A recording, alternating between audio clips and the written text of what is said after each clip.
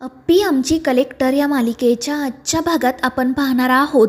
अपर्णा तिचं ऑफिसचं काम करत असते आणि तितक्यात बापू त्या ठिकाणी येतात. त्या अपर्णाला सांगतात की तू दमली आहेस ना, मग आजचा दिवस आराम कर.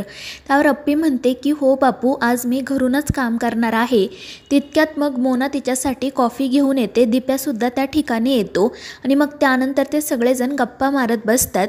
बापू अपर्णाला विचारत असतात की काल जेव्हा अमोल अर्जुनला भेटला तेव्हा अर्जुन कसा वागला ग त्याच्यासोबत, तो तुमच्या दोघांसोबत चांगला बोलला ना. आणि त्यावर अप्पी सांगते की हो बापू, अर्जुनला अमोलला भेटून खूप आनंद झाला होता.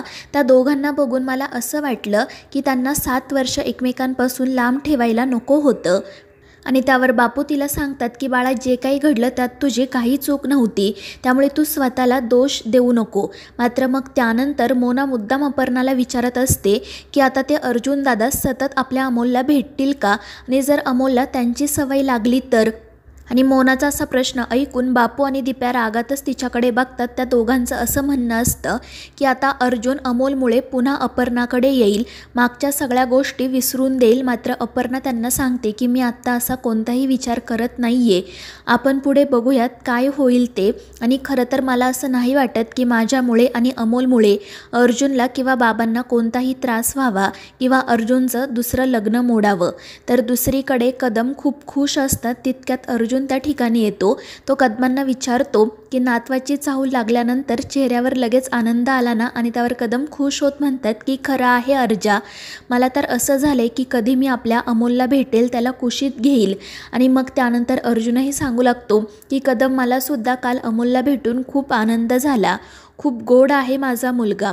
आणि मग त्यानंतर कदम म्हणतात की अर्जा, मला राहून राहून एकाच गोष्टीचं वाईट वाटते. त्यावर अर्जुन विचारतो की काय झालं कदम. आणि त्यावर कदम म्हणतात की मी उगाच तुझ्याकडे साखरपुड्याची घाई केली, माझ्याचमुळे तुला हा साखरपुडा करावा लागला, नाही तर आज तू, आपला अमोल आणि आपली अप्पी एकत्र असता.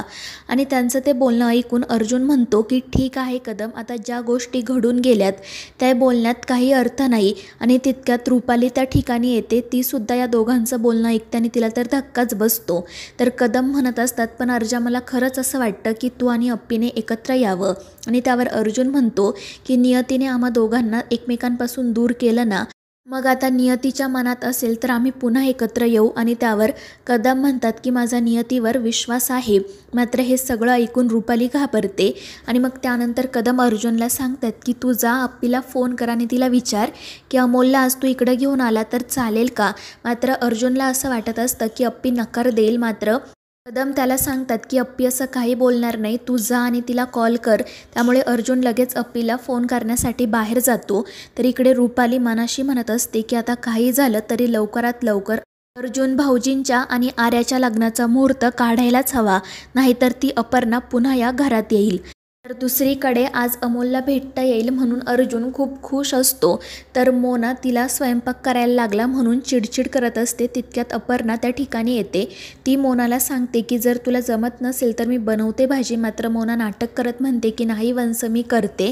त्यामुळे मग अप्पी तेथून जाण्यासाठी निघते. मात्र तितक्यात मोना तिला म्हणत असते की आजकाल आपला अमोल खूपच खुश असतो. जेव्हापासून तो घरी परत आला आहे तेव्हापासून सतत त्याच्या तोंडात बाबांचंच नाव असतो, बाकीच्यांना तर तो विसरूनच गेला आहे. आणि त्यावर अप्पी म्हणते की अगं मग तसं होणारच ना, 7 वर्षांनंतर तो त्याच्या बाबांना भेटलाय.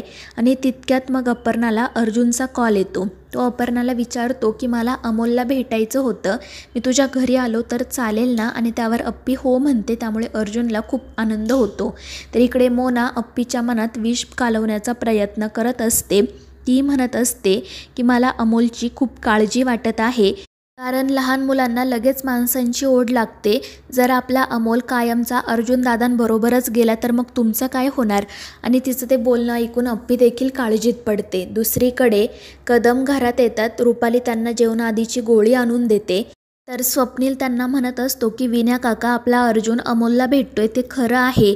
मात्र या सगळ्या गडबडीमध्ये आपण आर्याची आई जे काही बोलली ते विसरता कामा नये, कारण अमोल आपलाच आहे. अर्जुन त्याला भेटला तर काही प्रॉब्लेम नाही, मात्र जर तो अपर्णाला भेटत असेल तर मग ती आर्याची आई त्यांचं लग्न मोडेल. आणि आता असं होऊन चालणार नाही. मात्र त्यावर कदम काहीच बोलत नाही. तितक्यात अर्जुन त्या ठिकाणी येतो. तो घाईघाईतच बाहेर चाललेला असतो. तर रुपाली त्याला विचारते की भाऊजी आत्ता तुम्ही कुठे चालला आहात? आर्या घरी जेवायला येणार आहे. तर अर्जुन तिला सांगतो की आता मी घाईत आहे, मी अपर्णाच्या घरी चाललोय आपल्या अमोलला भेटण्यासाठी आणि तो तेथून निघूनही जातो. मात्र त्याचं असं वागणं रुपालीला आणि स्वप्नीलला अजिबात आवडत नाही. ते दोघेजण खूप चिडलेले असतात. रुपाली तर म्हणत असते की आजकाल भाऊजी स्वतःच सगळं काही ठरवतात, आम्हाला काही विचारत सुद्धा नाही. याचा किती मोठा परिणाम होईल कळतंय का तुम्हाला? मात्र त्यावर कदम काही बोलत नाही. तितक्यात आर्या त्या ठिकाणी येते तर रुपाली तिला घेऊन किचनमध्ये जाते. दुसरीकडे दिप्या त्यांची रूम आवरत असतो. तितक्यात ती मोना त्या ठिकाणी येते आणि मग ती पुन्हा एकदा दिप्याच्या मनात अर्जुनविषयी विष कालवण्याचा प्रयत्न करते. ती म्हणत असते की आता ते अर्जुन दादा आपल्या अमोलला भेटण्यासाठी घरी येणार आहेत, पण जर अमोलला त्यांची ओढ लागली, त्यांची सवय झाली तर तो त्यांच्यासोबत त्यांच्याच घरी राहायला जाईल आणि मग वंसनचं काय होईल? त्यावर दिप्या म्हणत असतो की तू उगाच काहीतरी बोलू नको, असं काही होणार नाही, मी ओळखतो दाजींना.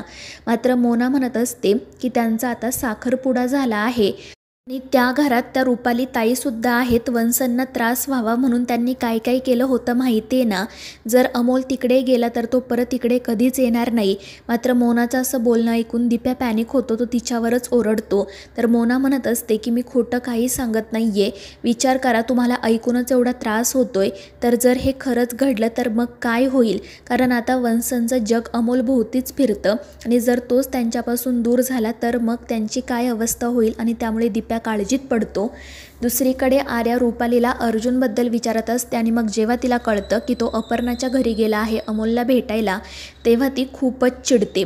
तर रुपाली तिला विचारत असते की तुला खरंच भाऊजींसोबत लग्न करायचं आहे ना? आणि त्यावर आर्या चिडून म्हणते हो, हा काय प्रश्न आहे का? त्यावर रुपाली तिला सांगते की मग ठीक आहे, भाऊजींना तुझ्याजवळ आणण्यासाठी मी काही करायला तयार आहे. आणि एक गोष्ट लक्षात ठेव, जर भाऊजी अमोलला भेटले तर काही हरकत नाही, पण त्या अपर्णाला त्यांच्यापासून दूर ठेवायचं. आणि त्यावर आर्या हो म्हणते. तर रुपाली तिला सांगते की तुला तुझं प्रेम मिळवण्यासाठी आता लढावं लागेल आणि या लढाईत मी तुझ्या सोबत आहे. त्यावर आर्या हो म्हणते. दुसरीकडे अर्जुन अप्पीच्या घरी येतो. त्याला बघून अमोलला खूप आनंद होतो. तो पळतच येऊन अर्जुनला मिठी मारतो. अर्जुनसुद्धा खूप खुश होतो. त्या दोघांना एकत्र बघून बापूंना दिप्याला खूप आनंद होतो. आणि मग त्यानंतर अर्जुन अमोलला सांगतो की आज आपण बाहेर फिरायला जाऊ, बाहेरच खाऊ. आणि त्यावर अमोल म्हणतो ठीक आहे बाबा, आज तुम्ही, मी आणि मा खूप मजा करू. मात्र ते ऐकून अर्जुन अप्पीकडे बघत असतो तर अप्पी खाली मान घालून उभी असते. तिला सतत मोनाचं बोलणं आठवत असतं आणि भीती वाटत असते की अमोल आपल्यापासून दूर तर होणार नाही ना. आणि त्याच वेळी मोना अर्जुनला म्हणते की अर्जुन दादा तुम्ही घरात या, निदान चहा तरी घ्या. पण अर्जुन नकार देतो. तो म्हणत असतो की घरी सगळेजण अमोलची वाट बघत आहेत, स्वयंपाकसुद्धा तयार आहे. आणि मग तो अमोलला विचारतो की आपण जायचं ना माझ्या घरी? त्यावर अमोल म्हणतो की हो बाबा, पण फक्त मी एकटा येणार नाही, मला मासुद्धा माझ्यासोबत हवी आहे. आम्ही दोघेजण तुझ्या घरी येणार. आणि ते ऐकून अप्पीला तर काय बोलावं तेच सुचत नाही. तर अर्जुन म्हणतो ठीक आहे चालेल. तर मित्रांनो, या मालिकेच्या पुढील भागांच्या अपडेट्ससाठी आपल्या चॅनेलला सबस्क्राईब करा.